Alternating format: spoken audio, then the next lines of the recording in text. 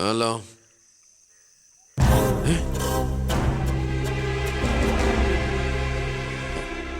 എപ്പോ?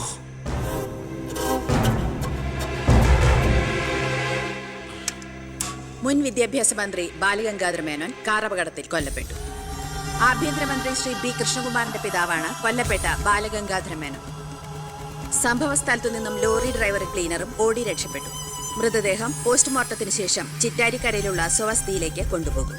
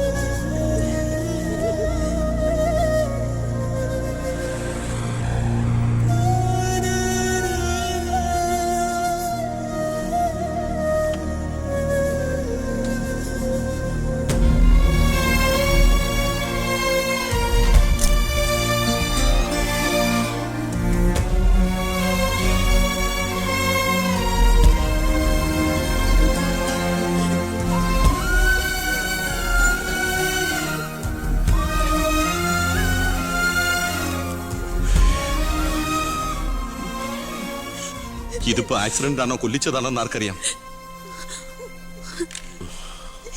അധികാരം ഒഴിഞ്ഞു കൊടുക്കാതിരിക്കാൻ വേണ്ടി സ്വന്തം മകൻ തന്നെ കൊല്ലിച്ചതാണെന്ന് എല്ലാരും പറയുന്നത്. അയ്യോ,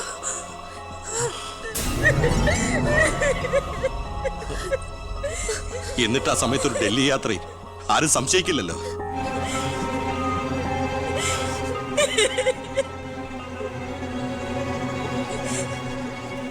അമ്മേ, അച്ഛനേക്കാൾ വലുതാണോ നിനക്ക് അധികാരം?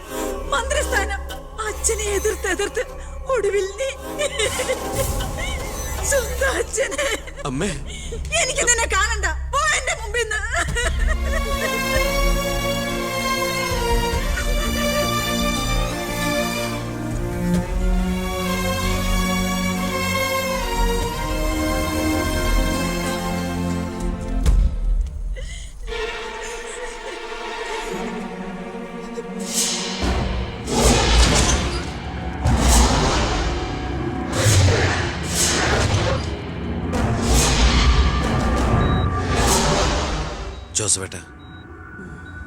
ജോസഫേട്ടൻ അച്ഛൻ്റെ കൂടെ എങ്ങനെയാ? താനിതെങ്ങോട്ടാ? ഞാൻ അങ്ങോട്ടാ? അങ്ങോട്ട് അല്ല, ഇങ്ങോട്ട്. കയറോ വണ്ടിയില്. ഇങ്ങോട്ട് കയറോ. ആള് മാറിപ്പോയില്ലല്ലോ. ഞാൻ ജോസഫാ. എന്നോട് വണ്ടി കയറാനല്ലേ പറഞ്ഞു? എങ്ങോട്ടാ എന്നെ കൊണ്ടുപോകുന്നേ? കൊല്ലാൻ. വണ്ടി വിടണോ? 10-25 കൊല്ലം നിഴൽ പോലെ നടന്നതല്ലേ എൻ്റെ കൂടെ. താനുണ്ടാകണം ഇനി എന്നോടൊപ്പം. PA ആയിട്ടല്ല, നല്ലൊരു സുഹൃത്തായിട്ട്. സാറിന് വട്ടായോ? താനൊന്നും ഉദ്ദേശിക്കണ്ട. ഇത്രയും കാലം എനിക്ക് വട്ട് തന്നെയായിരുന്നു. ഇപ്പൊ തിരിച്ചറിവ് വന്നു. എൻ്റെ മോൻ എൻ്റെ കണ്ണ് തുറപ്പിച്ചിടും. എന്റെ ഈശോയെ, ഞാൻ എന്തായി കേൾക്കുന്നത്? ലക്ഷ്മിക്ക് സന്തോഷമായി കാണുമല്ലേ? അതല്ലേ രസം. ഞാൻ അവളോട് ഒന്നും പറഞ്ഞില്ല. ഒരു സസ്പെൻസ് ആയിക്കോട്ടെ. മകനും മരുമകളും പെട്ടെന്ന് വീട്ടിൽ വന്ന് കയറുമ്പോൾ അവൾ അന്തം വിട്ടു പോകും.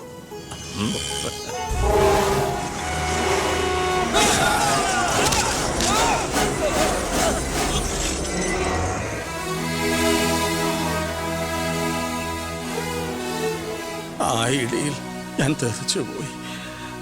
അതൊരു സാധാരണ ആക്സിഡന്റ് ആയിരുന്നെന്ന് എനിക്ക് തോന്നുന്നില്ല.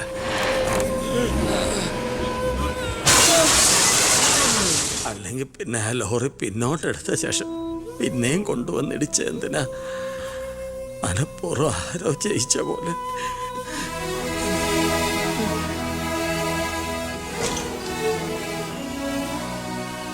സർ, ഒരു കാര്യം, ആ ലോറി ഡ്രൈവറും കിളിയെ ഒളിച്ചിരിക്കുന്ന സ്ഥലം കണ്ടുപിടിച്ചു. പക്ഷേ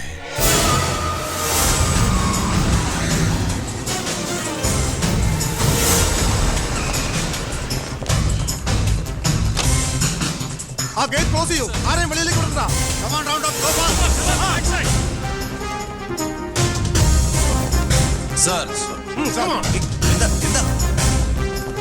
സോറി മാഡം. നോക്കൂടെ? ആ ബാത്റൂമില്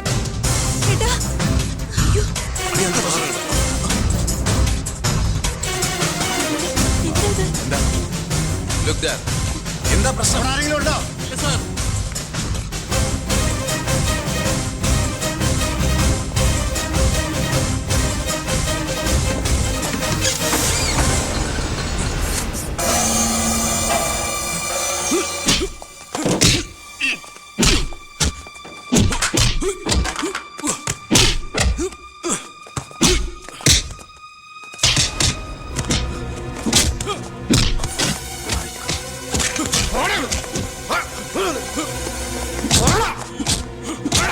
ആര് പറഞ്ഞിട്ടാ നീ മേനോൻ സാറിനെ കൊന്നത്?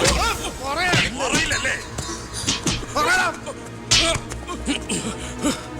ഇവരിൽ ആര് പറഞ്ഞിട്ടാടാ നീ ഇവിടെ കയറി വിളിച്ചത്?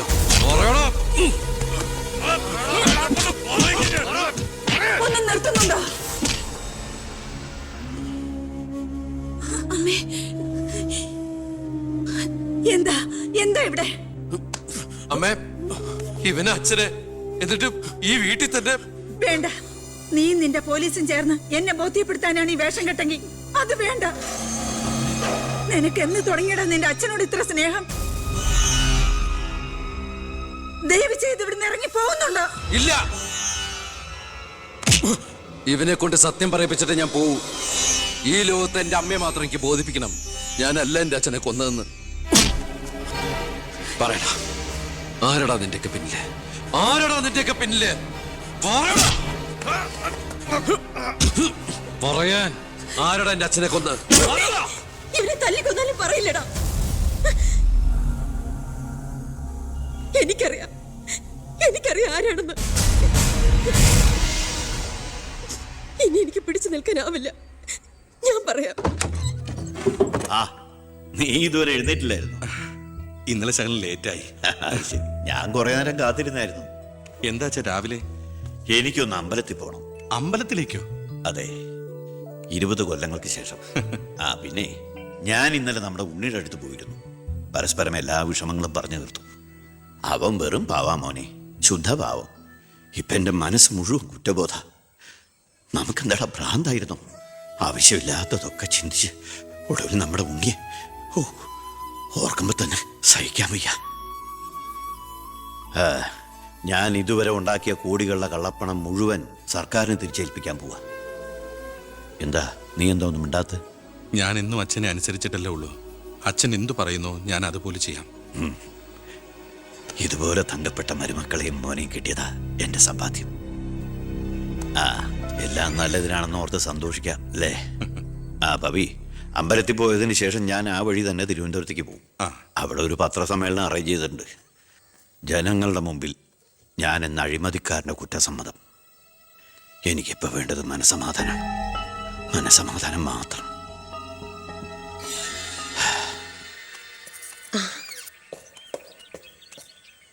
സാർ ബെൻസേല്? വേണ്ടടോ, പഴയ ശീലങ്ങളൊക്കെ മാറ്റി നമുക്കിതിൽ പോവാം. ശരി സാർ.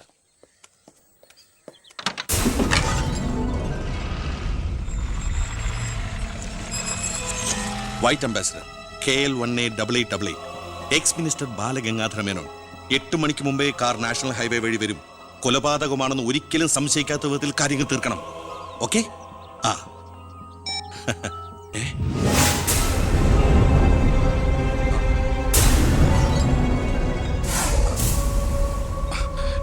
നീ ഇവിടെ നിപ്പുണ്ടായിരുന്നു? അല്ല മോളെ, നിന്റെ അച്ഛൻ പറഞ്ഞ കേട്ടില്ലേ, മനസമാധാനമാണ് വലുതെന്ന്. നിന്റെ അച്ഛന് മനസമാധാനം വന്നപ്പോ എനിക്കത് നഷ്ടപ്പെട്ടു. വർഷങ്ങൾ കൊണ്ട് ഞാൻ നേടിയത് മുഴുവൻ ഒറ്റ നിമിഷം കൊണ്ട് ഇല്ലാതാക്കണമെന്ന് പറഞ്ഞിട്ട് പോയത് കേട്ടില്ലേ? അയാൾക്കിപ്പോ ഭ്രാന്താ. മോനോട് ഒത്തുകൂടിയ എന്റെ ഭ്രാന്ത്. നീ ഒന്നും അറിഞ്ഞിട്ടില്ല. പൊയ്ക്കോ പൊയ്ക്കോ. ഇല്ല, ഞാൻ സമ്മതിക്കില്ല. എന്റെ അച്ഛനെ കൊല്ലാൻ ഞാൻ ശബ്ദിച്ചു പോരുത്, കൊന്നുകളയും ഞാൻ. ഇത് പുറലോകം അറിഞ്ഞ നീ നിന്റെ പുന്നാര മക്കളും പിന്നെ ജീവനോടെ ഭൂമിയിൽ കാണില്ല. മനസ്സിലായി?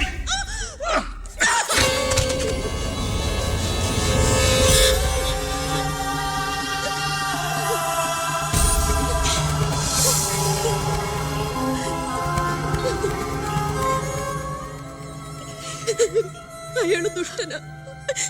പണത്തിന് വേണ്ടി എന്തും ചെയ്യാൻ മടിയില്ലാത്തവൻ.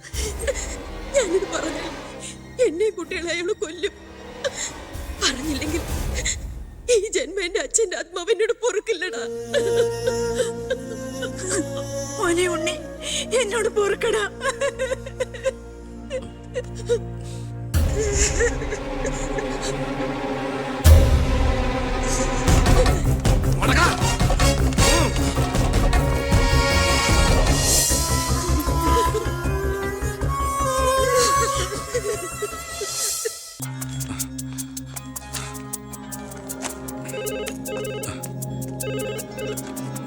ഹലോ, ആ സിംഗപ്പൂർ ഫ്ലൈറ്റിന് ഓക്കെ അല്ലേ?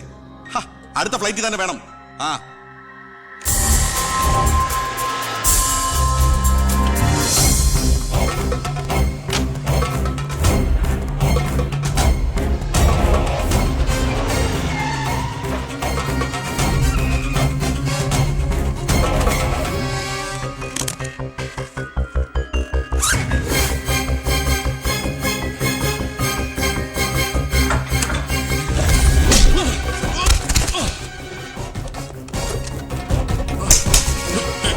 എന്ത് തെറ്റാ എന്റെ അച്ഛൻ നിന്നോട് ചെയ്തേ?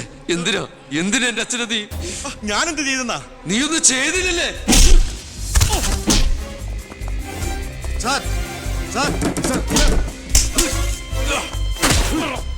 ആഹാ, അപ്പൊ ഏതാണ്ടൊക്കെ അറിഞ്ഞു അല്ലേ? പക്ഷെ ആ കൊലയ്ക്ക് പിന്നെ ഞാനാണെന്ന് നിനക്കൊരു കോടതിയിലും തെളിയിക്കാൻ കഴിയില്ല. അത്രയ്ക്ക് പ്ലാൻഡ് ആയിരുന്നടാ മാത്. ഇനി നീയാണ് എനിക്ക് പ്രശ്നമെങ്കിൽ കൊല്ലും ഞാൻ. എന്നിട്ട് കാശെറിഞ്ഞൊരു ബിനാമിയെ കൊലയാളിയാക്കി നിയമത്തിന് മുമ്പിൽ ഇട്ടുകൊടുക്കും. വെറുതെ എന്റെ യാത്ര മുടക്കരുത്.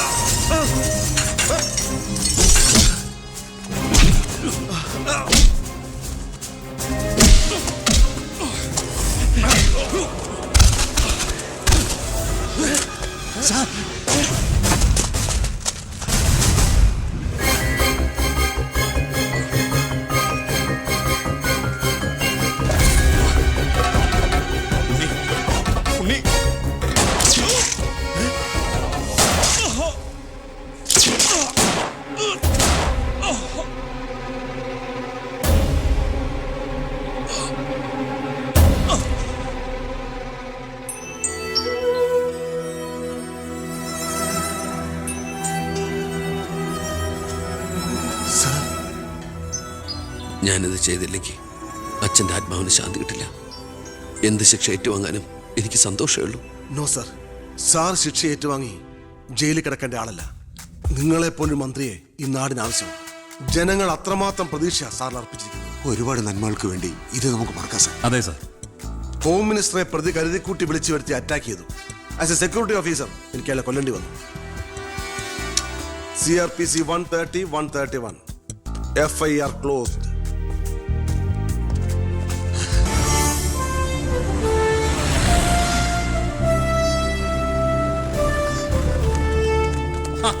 കൃഷ്ണകുമാർ നന്നാവുന്നുണ്ടോ? തന്റെ ഭരണതന്ത്രങ്ങളും പരിഷ്കാരങ്ങളും വിചാരിച്ചില്ല ഇത്രയും. ഞാൻ ഭരിച്ചിരുന്ന മന്ത്രിസഭയില് തന്നെ പോലൊരു ചങ്കുറപ്പുള്ള മന്ത്രി ഉണ്ടായിരുന്നെങ്കിൽ ഞാൻ കാണിച്ചു കൊടുത്തേനെ ഈ കേരളം റിയൽ ഗാഡ്സ് ഓൺ കൺട്രിയാണെന്ന്. പക്ഷെ ഇവിടെ ഡെവിൾസ് ഓൺ പീപ്പിളാണ് സാർ കൂടുതൽ. ഒക്കെ ശരിയാവും, ശരിയാക്കണം. കുറച്ച് സമയവും ഒരുപാട് കാര്യങ്ങളും മെനക്കെടുത്തുന്നില്ല. നടക്കട്ടെ.